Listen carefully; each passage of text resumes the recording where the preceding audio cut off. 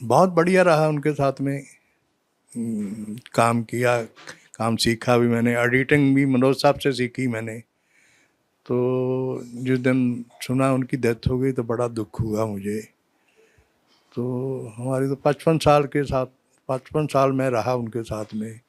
पूर्व पश्चिम, शोर, रोटी कपड़ा मकान, क्रांति, 10 नंबरी, क्लर्क, देशवासी, सारी फिल्में की साथ में। तो बड़े मजाक भी करते थे। उनका स्टाइल था, कोई अंग्रेज हो, कोई बंगाली हो, कोई भी हो, पंजाबी में बात करते, की हाल तेरा, की हाल है। तो क्रांति का मुहूर्त हुआ, परवीन बॉबी की, हेमा जी की फाइट थी पहले दिन ही। तो उनको पंजाबी में बोल रहे थे, तू इधरों आ रही है, तू इदा आ रही है, तू एयों करेंगी तो तलवार चकनी है, तो तू तलवार मारेंगी। उनको बेचारी को, दोनों को समझ में नहीं आई। तो मैं खड़ा था बाजू में, तो मेरे को बोलती, क्या कहे आपके डायरेक्टर साहब, क्या बोल के गए? मैंने बोला वो ऐसे बोल रहे, आपने तलवार उठानी है, हेमा जी को मारनी है, हेमा जी ने डग करना है, ऐसा है। बोलती, दोनों बोलती हमें तो पता नहीं चला, उनको बोलो हमको पंजाबी नहीं आती, हिंदी में बात किया करें हम। तो मैंने बोला मनोज साहब आप जो उनको बोल के, और समझ जाएंगियाँ, पूरी पिक्चर करनगियाँ तो ठीक हो जाऊगा। ऐसे उनका स्टाइल था मनोज साहब का।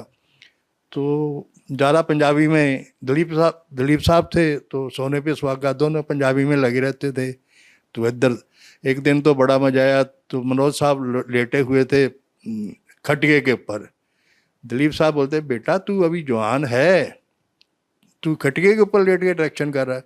मनोज साहब ने दूसरे दिन उनका भी बिस्तरा लगा दिया वहाँ ही, खटिया डाल दिया। तो दिलीप साहब 2-3 दिन बोलते, यार सारी जिंदगी में कुर्सी में बैठ के काट दिए, खटिए पे बड़ा मजा आता है। तो पूरी पिक्चर में दिलीप साहब और मनोज साहब खटिए पे लेट के बात बात करते थे, कोई कुर्सी वुर्सी नहीं होती थी। तो बहुत ही मजा आता था मनोज साहब के साथ में काम करने का। शुरू से ही बड़ा मजा आया। और अब बड़ा दुख हुआ अभी उनकी बात सुनी, उनकी डेथ की। तो 3-4 दिन हो गए, अच्छा नहीं लग रहा।